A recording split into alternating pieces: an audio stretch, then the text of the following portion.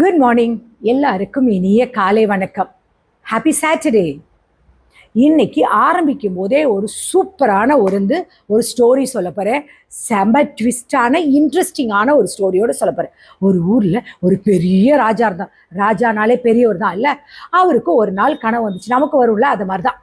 அவர் வாயில் உள்ள எல்லா பல்லும் ஒவ்வொன்றா கொட்டி போகிற மாதிரி ஒரு கனவு வந்துருச்சான். ராஜாவுக்கு பயங்கர பதட்டம். உடனே என்ன பண்றாரு, இந்த நாட்டோட டாப் ஜோசியர் இருப்பாங்களா, நம்ம கூட சில சமயம் ஜோசியத்திலே பெரிய ஜோசியர்கிட்ட பார்ப்போம்ல, அந்த மாதிரி ஒரு ஜோசியரை கூப்பிட்டு இதுக்கு என்ன அர்த்தம்னு கேட்டிருக்காரு. அந்த ஜோசியர் கொஞ்சம் கூட யோசிக்காம, அரசே இது கெட்ட சகுனம், உங்க கண்ணுக்கு முன்னாடியே உங்க குடும்பத்தில் உள்ள எல்லாருமே ஒவ்வொருத்தரா செத்து போயிடுவாங்க, கடைசியா நீங்க மட்டும்தான் தனியா நிற்பீங்க அப்படின்னு சொல்லிட்டார். உடனே ராஜாவுக்கு பயங்கர கோவம் வந்துருச்சு. எவ்வளவு தைரியம் இருந்தா நீ என் குடும்பத்தை சாவுன்னு சொல்லு. அவருடைய கோவம் தலைக்கேறிடுச்சு. இவனை இழுத்துல போய் ஜெயில போடுங்க அப்படின்னு சொல்லிட்டார்.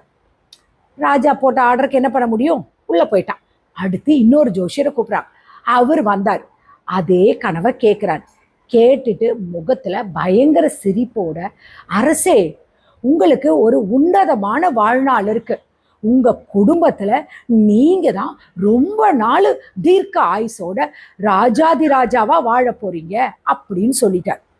ராஜாவுக்கு பயங்கர சந்தோஷம். உடனே ஏய் யாரங்கே அப்படின்னு கூப்பிட்டு தங்க காசை ஒரு பை நிறைய அள்ளி பரிசா கொடுத்தார். இப்போ ஒரே ஒரு நிமிஷம் யோசிங்களேன். ரெண்டு பேரும் சொன்னது என்ன, ஜோசியக்காரங்க சொன்ன விஷயம் என்ன, ஒரே விஷயம் தானே. அதாவது ஒருத்தர் என்ன சொன்னாரு, குடும்பத்துல எல்லாரும் செத்துருவாங்கன்னு சொன்னாரு. ஆனா இன்னொரு ஜோசியர் என்ன சொன்னாரு, அதே விஷயம் ஒண்ணுதான். ஆனா அவர் சொன்ன விதம் என்ன, நீங்க எல்லாரை விட நீங்க அதிகமான நாள் உயிரோடு இருப்பீங்க. நான் இதுல என்ன விஷயம், கண்டென்ட் ஒண்ணுதான், ஆனா விஷயம் முக்கியம் கிடையாது. அதை எப்படி, எந்த வார்த்தையில எப்படி டெலிவரி பண்றோம் அதுதான் முக்கியம். நம்ம எல்லாருமே நினைச்சிட்டு இருக்கோம் எப்படின்னா, வார்த்தைன்றது ஜஸ்ட் ஒரு சவுண்டு மட்டும்தான் நினைக்கிறோம். இல்லை, நிஜத்துல வார்த்தைன்றது ஒரு ரிமோட் கண்ட்ரோல் மாதிரி. உங்கள் வீட்டில் இருக்க டிவி ரிமோட்டை விட உங்கள் வாயிலிருந்து வர வார்த்தை தான் இந்த சொசைட்டிக்கே கண்ட்ரோல் பண்ணக்கூடிய விஷயம். ஒரு சின்ன ஒரு எக்ஸாம்பிள் சொல்லட்டுமா?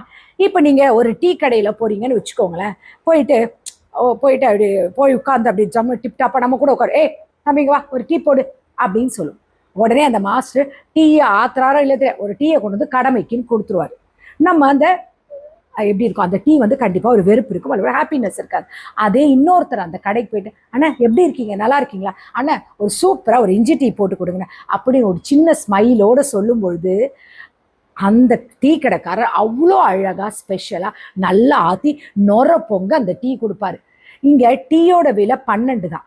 ஆனால் அந்த எக்ஸ்ட்ரா டேஸ்ட் எங்கன்னு தெரியுமா வந்துச்சு, அந்த அண்ணன் நீங்கள் கொடுத்த அந்த ஒரு மரியாதை, அதுக்கப்புறம் நீங்கள் சிரிச்ச சிரிப்பு. நம்ம நினைக்கிறோம் நம்ம வாழ்க்கையில் நம்ம ஸ்பீடாக பேசும்போது சும்மா நம்ம வார்த்தைகள் போயிட்டுருக்கு. இல்லை, ஒரு சில வார்த்தைகள் புல்லட் மாதிரி விட்டால் திரும்ப எடுக்க முடியாது. இன்னும் சில வார்த்தைகள் எப்படி தெரியுமா, பூரி மாதிரி சுட சுட இருக்கும்போதே அதை சாப்பிட்டாதான் சாஃப்டாக இருக்கும். ஆறி போச்சுன்னா அது ரப்பர் மாதிரி ஆயிடும். டைமிங் ரொம்ப முக்கியம் இல்லையா? ரியல் லைஃப்பில் நம்ம நிறைய நேரங்களில் மற்றவங்களை காயப்படுத்துறது கத்தியால் கிடையாது, நம்மளுடைய வார்த்தையால் தான்.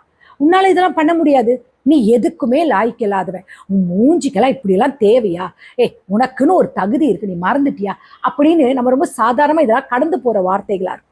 ஆனால் அது கேட்குறவங்களுடைய மனசு எப்படி இருக்கும் தெரியுமா, ஒரு ஆசிட் ஊற்றுற மாதிரி இருக்கும். அந்த வார்த்தையை வச்சுட்டு ஒருத்தரை தலைகீழாக மாற்றவும் முடியும்.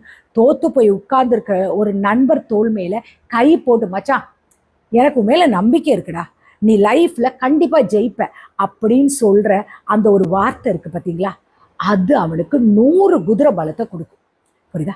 உலகத்தில் மிகப்பெரிய ஆயுதம் என்ன தெரியுமா? அணு ஆயுதம்லாம் கிடையாதுங்க, உங்கள் வார்த்தை தான். அணு ஆயுதம் மனுஷனோட உடலை மட்டும்தான் அழிக்கும், வார்த்தை ஒருத்தருடைய ஆன்மாவையே அழிச்சிடும். சொசைட்டியில் இன்னைக்கு பார்க்குற ஒரு பெரிய பிரச்சனை என்ன தெரியுமா? பேச வேண்டிய இடத்துல அமைதியாக இருப்போம், அமைதியாக இருக்க வேண்டிய இடத்துல தேவையில்லாத வார்த்தைகளை கொட்டிடும். அப்புறம் உட்காந்து அச்சிச்சோ நம்ம இப்படி பேசிட்டேனே, நான் இப்படி பேசுவேன்னு யோசிக்கவே இல்லை, நான் இந்த மாதிரி வரும்னு நினைக்கவே இல்லை, ரொம்ப சாரி அப்படின்னு சொல்கிறோம். வார்த்தைகளை செலவு செய்யும்போது ரொம்ப கஞ்சத்தனமாக இருங்க. உங்கள் பேங்க் அக்கௌண்ட்டில் காசு தீந்தா கூட சம்பாதிச்சிடலாம், ஆனால் நல்ல வார்த்தைகளை விட்டுட்டீங்கன்னு வச்சுக்கோங்களேன், நல்ல மனிதர்களை நீங்கள் இழந்துருவீங்க. கடைசியாக நான் ஒன்று சொல்லட்டுமா? இன்னைக்கு இதோட பாட்டம் லைன் என்ன தெரியுமா? நம்ம எல்லாரும் வெளியில் போகும்போது ரொம்ப அழகாக தெரியணுன்றதுக்காக விதவிதமாக ட்ரெஸ் பண்ணுறோம், பிராண்டட் வாட்ச் கட்டுறோம், மேக்கப் போடுறோம், இன்னும் அழகாக டை கோட் எல்லாமே போட்டுட்டு போனோம். ஆனால் நீங்கள் எவ்வளவு தான் விலை உயர்ந்த ட்ரெஸ் போட்டிருந்தாலும் நீங்கள் வாயை திறந்து பேசுகிற முதல் வார்த்தை தான் நீங்கள் யாருன்றது இந்த உலகத்துக்கு காட்டும். சிம்பிளாக சொல்லட்டுமா, உங்கள் ட்ரெஸ்ஸும் உங்கள் வெளி தோற்றமும் உங்கள் வார்த்தை தான் ஒரிஜினலான தரம். இன்னொரு முக்கியமான விஷயம் சொல்லட்டுமா, இந்த சோஷியல் மீடியா காலத்தில் எல்லாருமே கமெண்ட் பாக்ஸில் உள்ள வார்த்தைகளை ரொம்ப ஈஸியாக கொட்டிட்டு போயிடறாங்களே. நீ உருப்பட மாட்டேன், உன் மூஞ்சியெல்லாம் பாரு, உனக்கெல்லாம் தேவையா, நீ ரொம்ப யோகியமா அப்படின்னு தெரியாத ஒருத்தரை ஆன்லைனில் வச்சு செய்கிறது ரொம்ப ட்ரெண்டாக போயிடுச்சு. ஏன்னா நம்ம என்ன வேணாலும் பேசிக்கலாம், பேசும்போது யோசிக்கிறது இல்லை.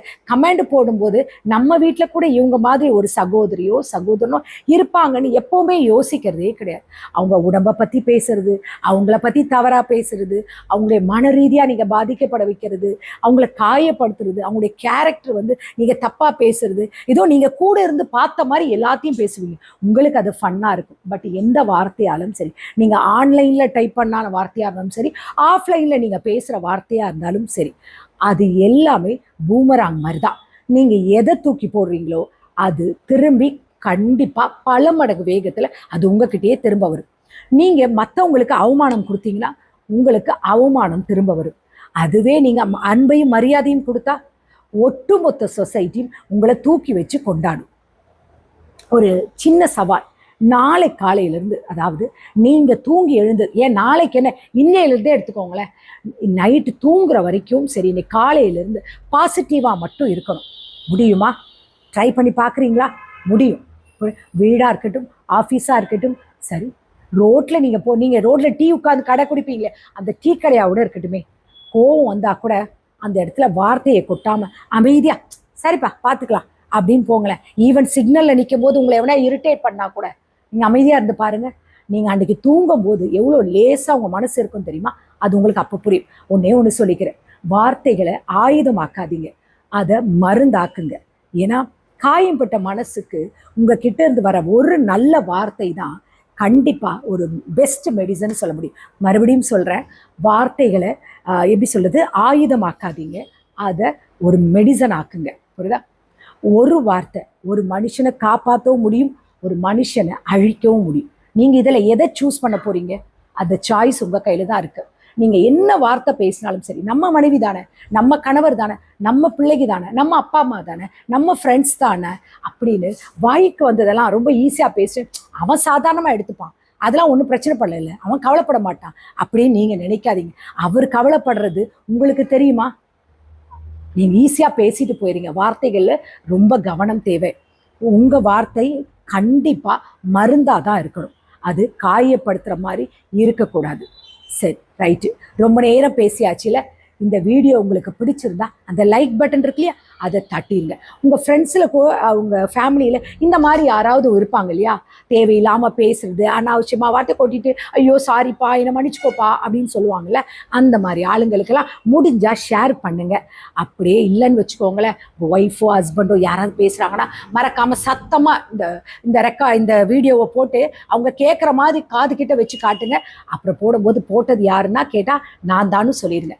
இந்த வீடியோ உங்களுக்கு பிடிச்சிருந்தா அப்படியே பார்த்துட்டே இல்லாமல் அப்படி மறக்காமல் சப்ஸ்கிரைப் பண்ணிவிட்டு மறக்காமல் பெல் பட்டனையும் ப்ரெஸ் பண்ணுங்கள். அப்போ நான் போடுற எல்லா வீடியோவும் உங்களுக்கு மறக்காமல் உங்களுக்கு வந்து அது வந்து உங்களுக்கு அது காமிச்சு கொடுத்துட்டே இருக்கும். அடுத்த வீடியோ இதோட வெறித்தனமான ரொம்ப இன்ட்ரெஸ்டிங்கான ஒரு கான்டென்ட்டோடு உங்களை நான் மீட் பண்ணுறேன். அது வரைக்கும் சந்தோஷமாக இருங்க, எதை பற்றியும் கவலைப்படாதீங்க. மறுபடியும் சொல்கிறேன், தேவையில்லாத விஷயங்களுக்குள்ளே தலையிடாதுங்க, தேவையில்லாத விஷயங்களை பேசாதீங்க, வார்த்தைகளில் கவனம் தேவை. So friends, mind your words before they mind you. Okay, speak safe, stay awesome. இன்னைக்கு உங்களுக்கு என்ன நாளும் தெரியும் இல்லையா, சாட்டர்டே. ஸோ உங்கள் ஃபேமிலி டைம், ஃபேமிலி கூட என்ஜாய் பண்ணுங்கள். உங்கள் டைமில் வீட்டில் உட்காந்து ஃபேமிலியில் எல்லாருக்கிட்டையும் அன்பாக பேசுங்க, நல்லதாக பேசுங்க. ஓகேங்களா? தேவையில்லாத விஷயங்களுக்குள்ளே உங்கள் மைண்டை சுற்றிட்டு இருக்காதீங்க. இந்த நாள் உங்களுக்கு இனிய நாளாக இருக்குன்னு கடவுளை வேண்டிக்கிறேன். Take care, bye, love you all.